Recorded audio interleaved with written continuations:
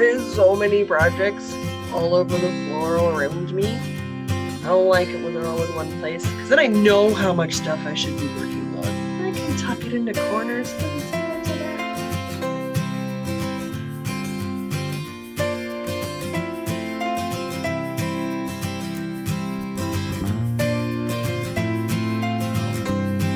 We're going to do that thing known as a whip parade. You know, where somebody shamelessly or shamefully shows you all of their current works in progresses.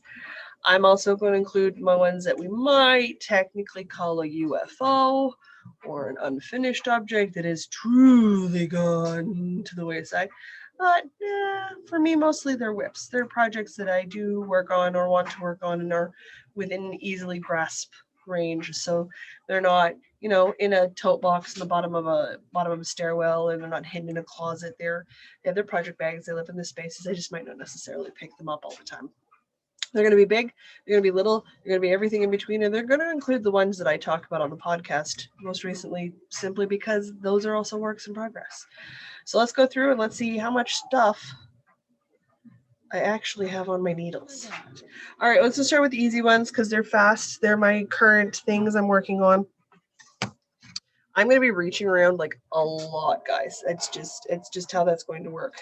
I have a sock on the go. I don't put project pages up for, well, anything, if I'm honest. I really don't do them for my vanilla socks. So this is the sock I'm working on right now. This is sock 1 of 2. I've got it clipped up.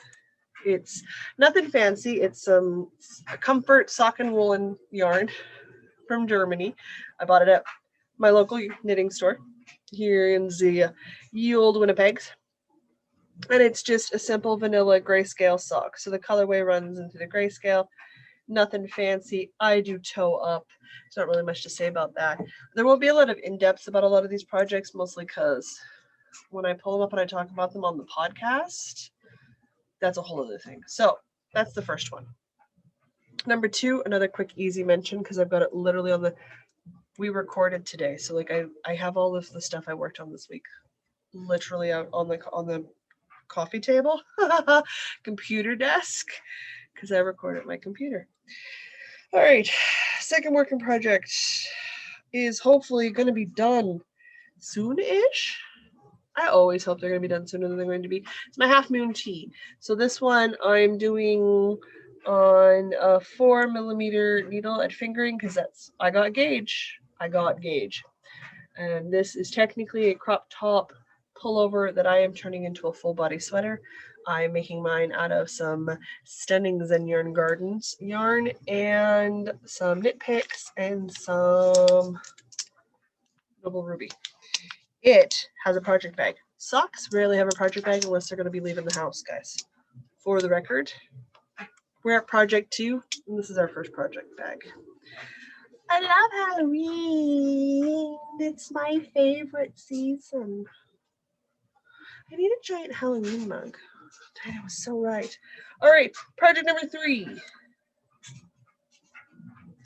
3 is my 8-bit sweater, which also living on the computer desk, because we were just talking about it. I usually have this whole bad boy crammed, and I do mean crammed, into my Canada Reads swag bag. I still have a full skein of the cream and the gray that I'm using for that project. And I can show you. I'm not going to fold it all the way out because it is a pain in the keister at this size to do. So if you want, you guys can see the inventory, like color work photos and stuff that go on for everything everywhere on the Instagrams. And that'll definitely give you guys a better shot of it, because I'll take a shot of it here later today. So I'm slowly making my way up a fully color worked bottom up. Oh man, nerdy as all get out sweater. I'm steeking this when I'm done. So this will turn into a cardigan, which is not the original pattern. So I had to throw in a couple of extra stitch markers, and I've had to watch my stuff going on, because I got steeking stitches in here to use. So the sleeves are attached. We're all the way up in the yoke. I finished my last color work chart, so now it's just the color work charting to close up the yoke. and then the ribbing, and then I can graft my seams, weave in my ends. So this is definitely coming along great. I am so close to finishing this. This is ridiculous. I've got, if I actually worked at it, I could be at steeking this and done the steeking by the end of this coming week. And then I could be done after that. So I'm obviously going to putter with it and put it down a bunch, because that is apparently what I do with projects when they get 3/4 done, is I pick up something else to work on for a while. All right, where were we at? That was 1, that was 2, that was 3. We're on to 4. In yet another Halloween bag. Sense the theme, folks. Sense the theme. I just restarted. So, like, this was a whip that became a UFO that became a frogged item that is now back to whip status. Circular thinking some days. I wound up 4 skeins of yarn that I really, really love to do a Stephen West shawl called the Winter Lights shawl. And these are the colors that I'm doing it in. I am doing it again in fingering on a 4mm, because that's pretty much where I sit for gauge for fingering for most things. Or in the cases of shawls, and I tend to go by yarn weight and what drape I like the yarn to have in the shawl. That determines what sort of needle size I use, rather than maybe strictly speaking stick to the gauge of the project. So I love a drape on a 4mm on a fingering. I love how my gauge and tension works on a Stephen West pattern at that size and range, so that's what I'm doing. This is going to be a while before it is done, mostly because this is literally the start of a Stephen West shawl. These things get huge by the end, and I loves it. Loves it. Yes.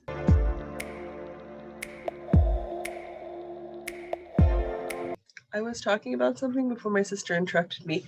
It was probably a discussion I had in my mind about the Winter Lights shawl by Stephen West, but you know what? We're moving on. There is stuff all over my floor, and I want to get it put away before the kitten starts playing for the day. And we just ate dinner, so I have like 20 minutes before all sorts of nonsense starts happening all over my floor. All right. Is that 4? Let's move on to 5. Now, here's the part where I start spinning around behind me and grabbing stuff and moving it forward or ducking down low. So it's going to be great. I'm going to be totally in frame the whole time. Pro video happening right now, guys. Okay. Oh, this is not moderately embarrassing. I notice we're working our way towards the embarrassing stuff last. That makes sense. Last year, I was out visiting my parents. I went for 2 months, did the quarantining, went out, came home, did the quarantining, stayed in quarantine. So that was fine. Did it very safely. We made sure we were doing what we could to make it as low as possible. Went when the numbers were low, came home before the numbers got bad. We made sure to pay attention to those things, because it's a risk right now. We're in the middle times, which is all chaos and crazy parts. And yet another Halloween bag. I can't even promise you that this will be the last one. It might be the last one. I'm just not too sure. I have tons and tons. I got many little balls of scrap Halloween yarn. At least this project's on brand for the bag that it's in. And what I've been working on for this one, which I just started for fun, is I have made a simple hug before. I love the simple hug I have, but I wanted another one because reasons. And I decided to make one out of my Halloween scraps. So I am very, because I haven't worked on it in weeks at this point, slowly making my way up the body, holding 2 fingering yarns held double. One of the fingerings is a gray, which I'm using on my little border piece down here at the bottom. What's it called? It's called a hem. I'm using it on my hem. I'm going to use it on my band here on the side, my neck band piece. And the simple hug is designed to be a elbow length sleeve. So they have you, when you pick up your stitches to do your sleeve in the round, you only go down to your elbow. I'm going to make this one a full sleeve if my gray holds out. So far, we seem to be doing great on that. So I did some adjustments. They have this handy little chart at the bottom of the pattern, which, like, hello, super super good on the girls for doing that, which tells you how to do their simple hug pattern on other weights of yarn. So they help you do the math for that, which I love. That's the sort of helpful stuff that I love to see in a pattern. So this guy is coming along very slowly. It, for the most part, probably won't be touched till April. In April, I'll have to get serious about it because I'm going to want it done at that point. And I'm now all wound up. Cool. Well done, Douglas. It's time for an oldie but a goodie. Not the oldest. Oh my God, I forgot to grab one of my whips. Not the oldest whip I have. It's because it's currently sitting on top of the coffee table. I'm going to have to go do that. So I like making blankets. And at this point, guys, we're talking a lot of blankets for a little bit because they're the biggest projects I have in the biggest bags. They're the ones all over the floor. One of the smaller, it's because I'm making some for my queen-sized bed, and they're going to be like king-sized blankets. So I do mean smaller. Ooh. All right. In a super reusable Bentley tote bag that my mom's new backpack came home for her in a while ago, I have strips of mitered, squared, knitted squares, hand sewn together, just whip stitch, nothing fancy. Whip stitch together with granny squares that I've crocheted. The ends are not super even on either side because I'm like pulling and stretching, and I need to connect all of my strips into a blanket size when I'm done to even everything out. Weave in 50 billion ends. And in theory, when I'm done sewing all of my strips together, I will either even up the edges by sewing it all together, or let's be honest, that won't be quite cohesive enough for me. I've got a ball of big old red heart soft in gray that I will probably use to do a single crochet, sort of like a single or double crochet stripe down each. It's going to be really hard to display. Anyway, there's going to be a stripe of knitting and crocheting, and it's going to have gray borders around it and a gray border around that, and it's going to make a TV couch blanket for my sister, who is always cold in the wintertime and requested one. And I said, I have a lot of scraps. Could it be a scrappy mix match one? And she said that'd be perfect because I'm not going to show the two storage totes. That's the wrong word. Those reusable like bin thingies that you can put into fancy cupboards, like fancy cube units from IKEA. Those things, those pretty boxes you put in cupboard things. Oops, she found something to play with. I'm working on a Jocelyn-sized blanket. So this is apparently giving me grief because that's what it does. This is one strip, which is folded in half for a queen-size bed. This drapes dramatically over the sides of the bed, but it is made out of a mash of large granny squares. I don't know how best to show this off. This way. Large granny squares. What are you doing, quadruped? Large granny squares that aren't quite square. They're a little more rectangle. Bordered in gray, because I crochet border them together. This one's all crochet. Butted up next to smaller 9-grid square sections. So this is going to alternate up the bed. So wherever there's a 9-grid section, it will be on each horizontal and vertical axis will have a large granny square, and on each diagonal corner we'll have a corresponding 9-grid square. So the point of it is to make a semi-cohesive granny square blanket. There are super many ways to do this. This is just the way I'm choosing to do it. It gives a very patchwork quilt sort of patterning to it, which I really like, while still letting me have just a touch of color cohesiveness in it, as I can take the leftovers from the larger granny squares and I can put them in the smaller 9-grid square units and create a sort of hey, look, the color pops in not just in this bottom square, but it also shows up through in other places in the blanket, which is going to visually make it look like the blanket was designed to be that way. So it's sort of like a designed scrappy look, which super awkward to explain. Hopefully I can get some more work done on it. It's another project I don't plan on picking up again until, again, probably April. Mostly because, it takes time. It's a lot of work to make a bed-sized blanket. They're not small projects. And in my case, I'm notorious for going, who needs a pattern? I'll just wing it. Especially in blankets. It's a problem, people. We're still doing blankets. Because blankets. In my definitely not the opera bag. Can you tell I watch CBC a lot? Listen to CBC? I am a Canadian Broadcasting Company fan. I don't think I've drank the Kool-Aid, but we're pretty darn close.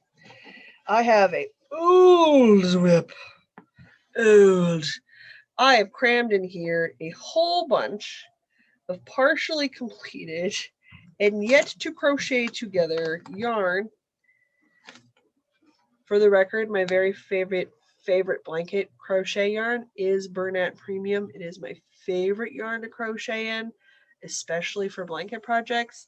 I love how it wears, I love how it feels, and I love that I can put it in the washer and dryer because it's acrylic. And because it's a commercial dye, it is not problematic for me to have different dye lots. I don't like how these seams are coming together on this one, so I'm probably going to end up ripping this out and doing the seaming differently. But that's okay. It's all part of the learning process. That'll be fun. I'm super looking forward to it. I am working on it's a granny square blanket. These are amazing blankets. They keep you warm. They keep your bed warm. I'm eating my hair. That's perfectly natural. And they look great. And this pattern that I found, and if I can find these patterns and link them down below, guys, I will link them in the description box down below. We are not going to discuss the problems I have with linking.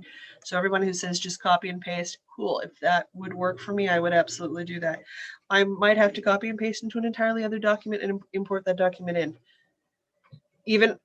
Even for tech, my troubles are oddball at best. Anyway, if I can find this pattern again, because again, I have the diagram photo and kept none of the other information. And did I start a project page? Oh, heck no. Why would I do that? This one comes together and looks like it's quilted. How cool is that? It looks like a quilt, but it's crocheted. You guys. Oh, so cool. I am such a nerd. Okay, so this is all Bernat Premium. The blues, the grays, the creams. These are all Jocelyn colors. I'm very afraid these are also mama colors. So, there's no green, which is what we're missing. There might be enough cream that I can keep this one. But I've got some of these put together. And I've got a whole bunch where I don't have the little grid squares put together because it's a little grid square. I know it's a free pattern. So it's a little granny square grid. And you sew your grids together. Some of them are half one color, half another. You get the idea. It's not too hard to do. It takes a little bit of thinking, but it's not too bad. But what I think I might do for this one, depending on where I am, because I definitely don't want to take... See, I'm hoping this year is like last year and our numbers go down in the summers. I'm obviously talking about COVID. So if you're seeing this years later, I am in the middle of pandemic times. That is how it works. It's 2021. We have a vaccine. It takes a while for things to roll out. And I visit my parents every year when it's possible. So I go for usually a month. Last year we did 2 months. We might possibly do 2 months again this year if we're from Howard's looking for vaccines, just so that we can do the quarantine and keep the contact lists absolutely as low as possible next to not going at all. So we're going to do that. But if I do that, I want to take a larger project because I'm obviously, stuck indoors for a while. And like this, I think I would enjoy working on more stuck sitting on my mom's couch watching TV. Now that sitting on my mom's couch watching TV with my mom is really a problem for me. Then I would enjoy, say, taking all of the yarn I need to make a scrappy, bulky blanket that I wouldn't enjoy as much. On this, I can travel with just what I have and what I've got done and maybe like the blanket pieces I've got completed, and they can do that, and it won't be quite so much until I'm coming home, because then obviously more of the blanket would be complete, but you get the idea. So we'll see where that goes. Like, I don't have a pickup date for this involved yet, but I do know that I'm going to pick it up and start working on it. So it's currently living in definitely not the opera bag. It won't live in here forever because this isn't big enough to hold a bed-sized quilt. It might hold most of the pieces for a bed-sized quilt, but it won't hold all of it. And there's still yarn in here. And I'm definitely making matching pillowcases, because I am enough of a it bothers me kind of person that my pillowcases and my comforter have to match. So we're talking a memories blanket. So, there's that. We've got more knitted miter squares, because nothing says fun quite like knitted miter squares. I have just one strip of squares. This is going to be a couch blanket. I'm not doing a bed-size blanket out of it. So right now I have one strip.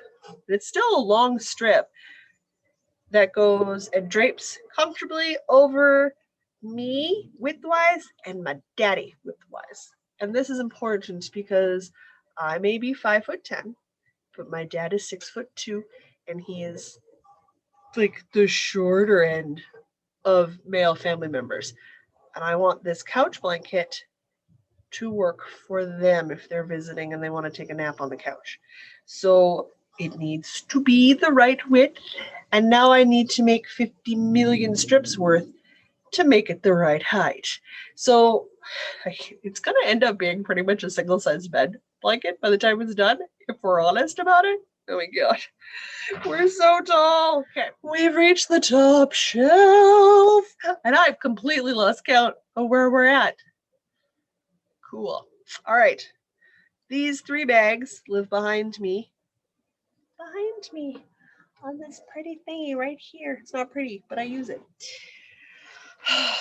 They are a whip and 2 things that, as soon as I have spare needles, will become whips, which sounds weird. So I don't know if I should count them or not. And then I'm like, you know what? I should count them. The yarn is wound. I know what they're going to be used for. This is the thing that's going to happen. And in the case of this first one, the yarn has been wound for a while. I don't know where my 3.75 millimeter needles have gone. I highly suspect they're holding the sleeve yarn in one of my sweaters at the moment. Just gonna throw that out there. I have 2 gorgeous skeins of lace weight yarn. I'm gonna have to pull up my magnifying glass so that I can read.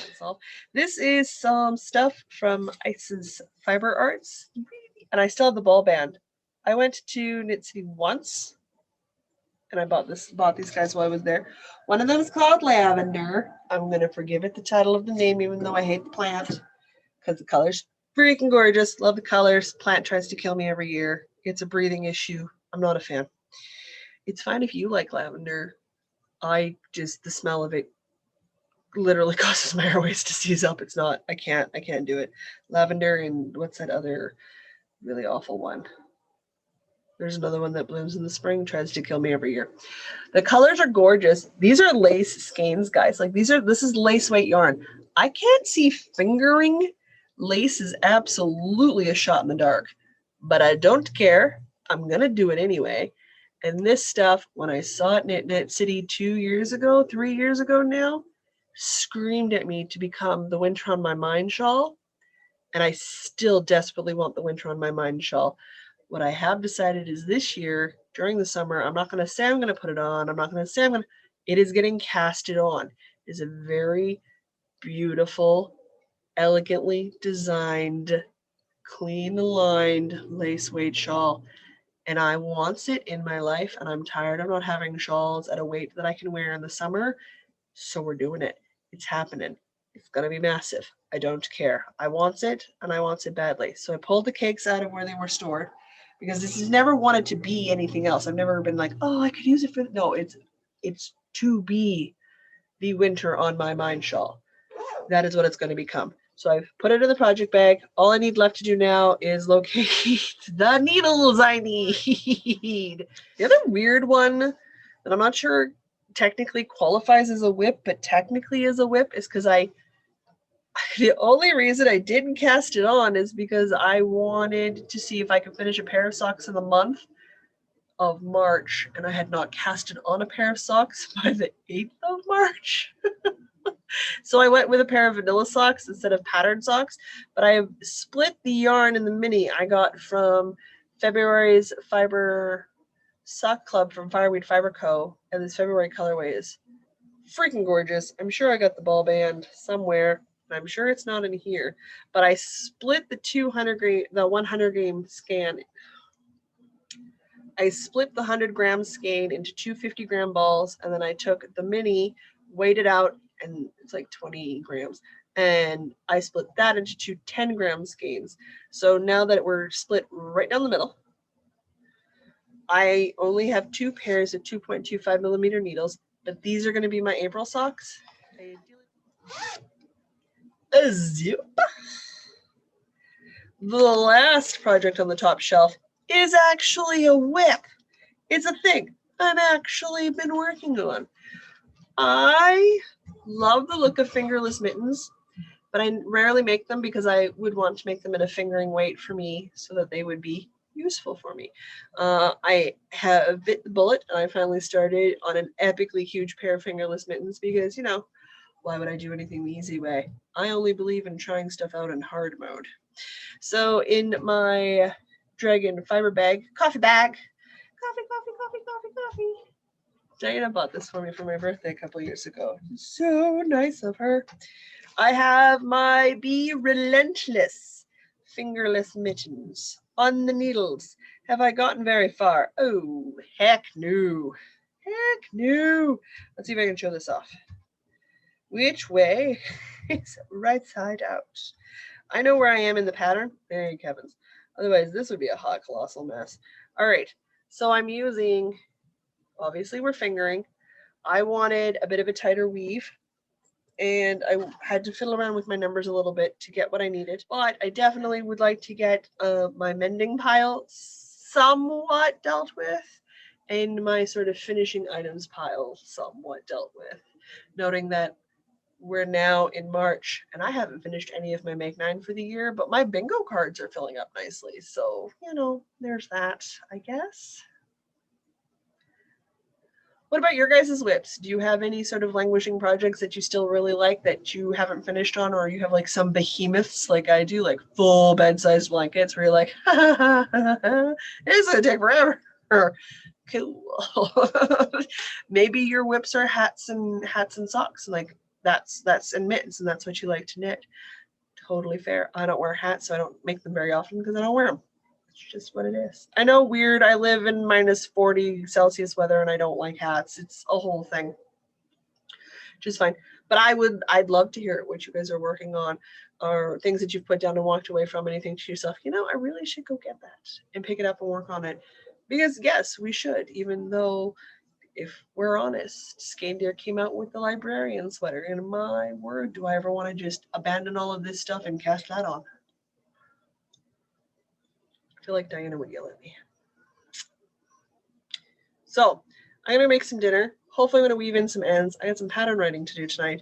And next time we see you guys, hopefully I've gotten some of this stuff done. Oh. Bright side is, gives me a lot of stuff to talk about when I'm chatting with Louise every month. So, you know, content? Oh well, this has definitely not been a podcast. So I'm definitely not going to use the regular outro. I'm going to say until the next time I see you, stay safe and stay crafty. Bye.